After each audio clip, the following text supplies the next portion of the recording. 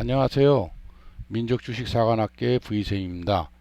6월 7일 수요일 업로드한 영상에서 볼린저 밴드 주분돼서 상단 돌파 매매는 단기 매수 자리라 이리 말씀드리고 세 종목을 추천드렸죠.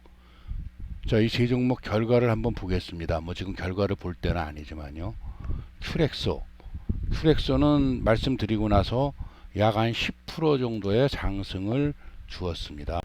자, 두 번째 종목을 한번 보겠습니다. 서울리거도 오늘 화요일이죠. 오늘 약 7% 정도의 상승을 주었습니다. 상기 EV는 아직 볼린저 밴드에 접근하지 못했으니까 요건 조금 더 기다려 보시면 되겠습니다. 자, 이제 볼린저 밴드 돌파 매매 어느 정도 자신감이 생기시죠? 이렇게 계속 추적을 해 보시면 됩니다. 또 지난 11일 일요일 업로드한 세력이 나갔나 안 나갔나를 다룬 영상에 대해서는 많은 분들이 개인적으로 감사의 인사를 많이 전하고 있습니다. 도움이 정말 많이들 되셨다고 하고요. 민족주식사관학교는 기법이면 기법, 종목이면 종목, 정말 진실로 주식으로 성공하고 싶은 분들께 도움이 되는 주식 기법, 종목 넘버원 채널이 되겠습니다. 2월 11일 업로드된 영상 세력 유무 판단법은 안 보신 분은 꼭 보시는 게 도움이 많이 되실 겁니다. 시작하기 전에 잠깐 좋아요, 구독은 마치 칭찬과 같이 고래를 춤추게 하는 겁니다. 지금 부탁드리겠습니다. 지난 일요일 영상에서 나노라는 종목을 금주 월요일 추적해 보기로 했습니다. 나노는 6월 9일 금요일 장안가를 찍고 8%로 마감했습니다. 5분봉 3분봉을 보니 최고점에서 최대 거래량을 찍고 하락을 했습니다. 즉 세력 이탈이었습니다. 그래서 월요일 추적했습니다. 어떻게 됐나? 보합으로 출발해서 마이너스 2% 마감을 했고요.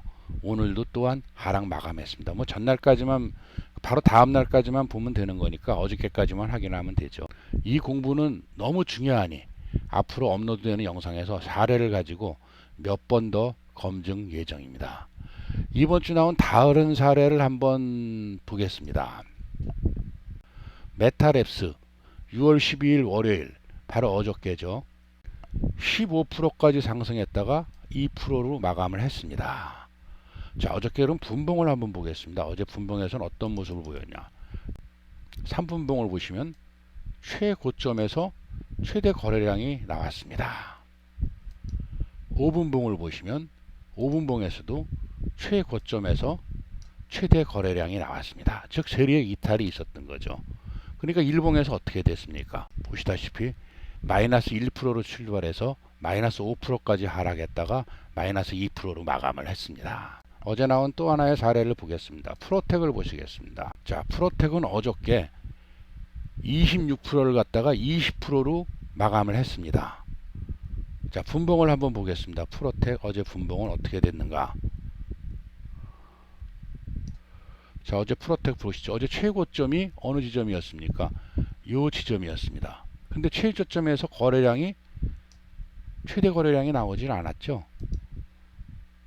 자, 3분봉을 보시겠습니다. 3분봉에서는 어떤 모습이었습니까? 3분봉에서도 역시 최고점인 요 지점인데 거래량은 충분히 나오지가 않았죠. 최대 거래량이 나오지 않았습니다. 그렇으면 프로텍은 어떻게 됐습니까? 오늘 일봉을 보시겠습니다. 자, 일봉을 보면 얼핏 긴 음봉 같지만 이게 1%로 시작해서 15%까지 상승을 시켰던 일봉입니다. 즉 세력 이탈이 되지 않았으니까 상승했었다 이렇게 볼 수 있는 겁니다. 자, 그럼 오늘 이야기로 들어가겠습니다. 지난 방송에서 금년 내년은 상승장이라는 이유를 여러 가지 측면에서 말씀드렸습니다. 물론 중간에 어려운 장도 이럴 때 온다라는 것도 말씀을 드렸습니다. 오늘은 상승장 하락장 상관없이 여러분이 정말 주식을 지금 꼭 해야 하는 그 중요성을 말씀드리려고 합니다. 지금 종목 몇 개를 잘 잡으면 어쩌면 인생 역전의 발판이 마련될 수도 있습니다. 왜 그럴까요? V쌤이 너무 낙천적인 것이 아닌가? 그러니 이런 생각, 이런 말씀을 하는 것 아닌가? 지금 영상을 보시는 분 중에는 아마 이리 생각하는 분도 계시리라 생각합니다. 충분히 이해합니다. 앞뒤 다 빼고 이야기를 시작하니 당연히 그러실 수 있습니다. 물론 기본적으로 저는 낙천적입니다. 아무리 힘든 장에도 개별 종목은 상승합니다. 힘든 장도 단기 개별 종목 위주로 매매하면 수익을 낼 수 있다는 생각입니다. 반면 상승장에서는 테마 장세가 강하니 단기 개별 종목도 반드시 필요하지만 중장기 종목도 좋다는 생각을 가지고 있습니다. 그리고 이런 중장기 종목은 상승작이 아니라 바로 산업에 큰 변화가 일어날 때는 반드시 갖고 가야 한다는 생각입니다. 자, 사례를 보시죠. 지금 인터넷 없이 산다는 것은 상상도 할 수 없는 일이지만 1990년대 말 인터넷이 처음 들어왔을 때는 지금 같은 삶을 생각하지 못했습니다. 인터넷은 18세기 중엽 1차 산업혁명보다 더 큰 혁명일 수 있습니다. 1차 산업혁명은 농업에서 공업으로 전환하는 획기적인 기술혁명이었고 이것은 다 아시는 것처럼 인간의 삶을 송두리째 바꾸어 놓았습니다. 인터넷은 그런 기술혁명 이상으로 우리의 삶을 송두리째 바꾸어 놓았습니다. 지금 산업혁명에 대해 강의를 하겠다는 것이 아닙니다. 그 분야는 더 많이 알고 더 많은 공부를 하신 분들이 수도 없이 많습니다. 제가 말씀드리려고 하는 것은 바로 이런 큰 산업의 변혁 시기에 회사나 종목은 엄청난 상승을 한다는 것입니다. 인터넷 도입기 때 네이버의 주가는 1180원이었습니다. 이게 2004년도죠. 근데 2022년도 네이버의 주가는 46만 5천원이었습니다. 즉 20년이 안 되는 기간 동안에 주가는 420배 상승했습니다. 부동산이 많이 뛰었다고 합니다만 2004년 강남 음마 아파트 가격이 3, 4억이었습니다. 지금 30억이라 해도 10배 상승한 겁니다. 그 기간 네이버의 주가는 말씀드린 대로 420배 상승했습니다. 엄청난 거죠. 이것은 산업이 큰 변혁 시기에만 이런 상승이 나오는 겁니다. 또 하나의 사례를 보시죠. 2008년은 또 하나의 산업 변혁기였습니다. 바로 스마트폰의 탄생입니다. 핸드폰의 탄생도 큰 변화였지만 그때부터 핸드폰은 통화를 넘어선 말 그대로 그 안에서 인터넷도 하고 뱅킹도 하고 프리젠테이션도 하고 카톡도 하는 혁명적인 필수품으로 바뀌었습니다. 바로 스마트폰이죠. 이때 이 스마트폰, 삼성 스마트폰의 부품을 납품하는 부품사들의 주가는 엄청난 상승을 기록했습니다. BH 보십시오. 340원이었습니다. 그 주가가 33,900원까지 올라갔습니다. 약 100배 정도가 상승을 했습니다. BH만 그랬나? 인터프렉스라는 종목을 보십시오. 주가가 1,035원이었습니다. 역시 최고가가 71,700원, 약 70배의 대상승을 하였습니다.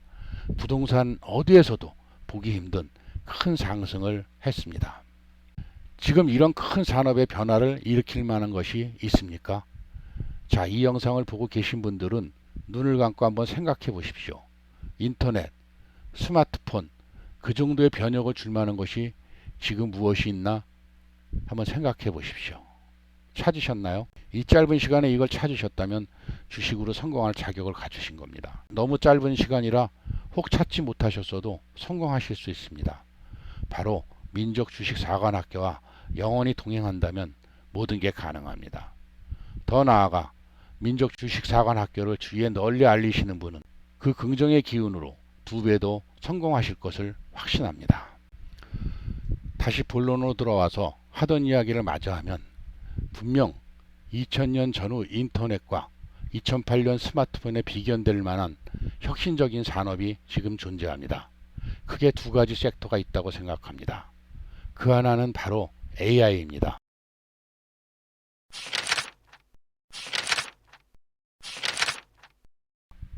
AI의 발전은 지금 우리의 상상을 초월하고 있습니다. 쉽게 하나의 일례를 보면 전에는 정확한 단어를 알아야만 검색이 가능했습니다. 그런데 지금은 우리가 보고 들은 것을 바로 검색을 하면 됩니다. 모르는 꽃이나 새 사진을 찍어서 이미지 검색을 하면 바로 검색이 가능합니다. 즉 지금은 그동안은 사용할 수 없었던 비정형 데이터를 가지고 바로 검색이 가능한 시대가 되었습니다. 비정형 데이터는 전체 데이터의 80%를 차지하고 있었습니다. 이것은 아주 단순한 예시이고 AI는 이제 스스로 학습을 하고 있는 시대가 되었습니다. 이러한 학습 능력은 그동안 전문가의 영역이었던 의료, 법률, 요리, 자율운전, 논문 등 다양하고 전문적인 분야에서도 그 능력은 업그레이드 되고 있습니다. 심지어 인간의 능력을 뛰어넘는 시대가 도래할지도 모릅니다. 우리가 영화에서 보았던 일들이 현실이 될지도 모르는 일입니다. 그래서 벌써 AI 윤리 이야기가 나오고 인간과의 협업 이야기가 나오고 있습니다. 이런 AI 분야는 바로 엄청난 혁신의 분야입니다. 어디까지 발전할지 아직 상상할 수 없는 분야입니다. 연평균 30 내지 40% 성장을 하고 있는 시장입니다. 엔비디아, 마이크로소프트 등 글로벌 회사들이 선두를 달리고 있고 우리나라도 축격 중입니다. 그러나 스마트폰 사례처럼 우리는 대기업보다 이 대기업과 연계된 회사 종목을 찾아야 합니다. 그게 어디일까요? 이미 루닛, 뷰노, 딥노이디 등 의료 AI 섹터가 주식시장에서는 먼저 치고 나가고 있습니다. 의료 AI 다음은 어느 분야일까요?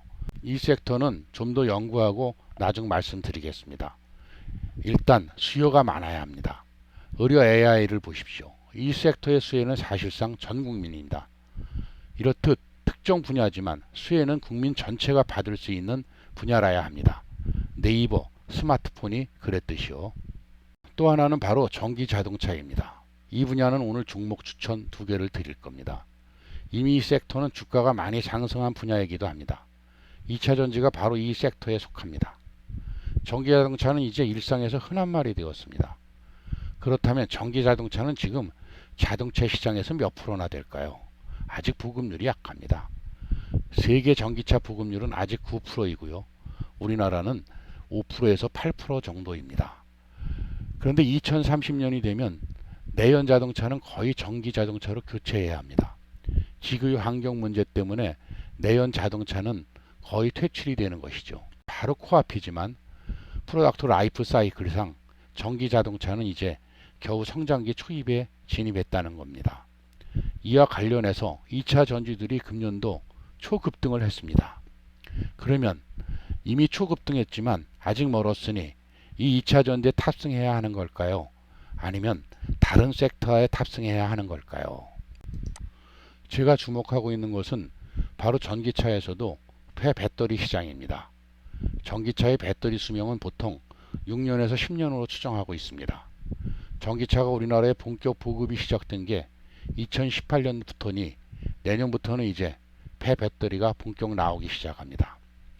지금 배터리 중심으로 주가가 상승하고 있지만 친환경 문제로 시작한 전기 자동차에서 배터리의 재활용은 선택이 아닌 필수입니다. 내년 폐배터리가 나오기 시작하면 우리나라의 배터리 시장은 2025년 3조 원에서 2030년 12조 원, 2040년에는 80조 원 규모가 될 전망입니다. 전 세계의 전기차 폐차 대수는 2025년 56만 대에서 2040년은 4,277만 대로 약 80배로 규모가 커질 것으로 전망됩니다. 이것이 바로 폐배터리 시장의 예상 규모입니다. 지금부터는 이와 관련된 종목에 집중할 필요가 있습니다. 물론 폐배터리 시장이 커질수록 대기업이 참여할 가능성이 커지고 대기업이 중소기업을 인수합병할 수도 있습니다. 폐배터리의 대기업은 코스모그룹, 에코그룹 등입니다만 이 그룹은 이미 폐배터리가 아닌 소재 등으로 큰 상승을 했습니다. 그래서 오늘 대기업은 아니지만 아주 강한 2 종목을 소개해 드리려고 합니다. 하나는 성일 하이텍입니다. 발행 주식수는 1100만 주 있는데 600만 주가 유통되는 품절주입니다. 22년 매출액 83% 증가, 영업이익 186% 상승한 현재 국내 폐배터리 업계 1위입니다. 2022년 7월 28일 날 상장, 1년이 채 안 된 새내기주입니다. 1년이 되는 금년 7월 말 보호예수 물량만 잘 체크한다면 이후 중기로 가져갈 만한 종목으로 보고 있습니다. 기술적으로도 볼린저 밴도 상단 돌파를 시도 중으로 단기적으로도 기대되는 종목입니다. 두 번째 소개해드릴 종목은 바로 MPC입니다. 금년 2월까지 자사주 매입을 4개월에 거쳐서 했고 자사주 매입 평균가가 7,000원대에 바로 현재 가격대입니다. 즉 가격적으로 메리트가 있습니다.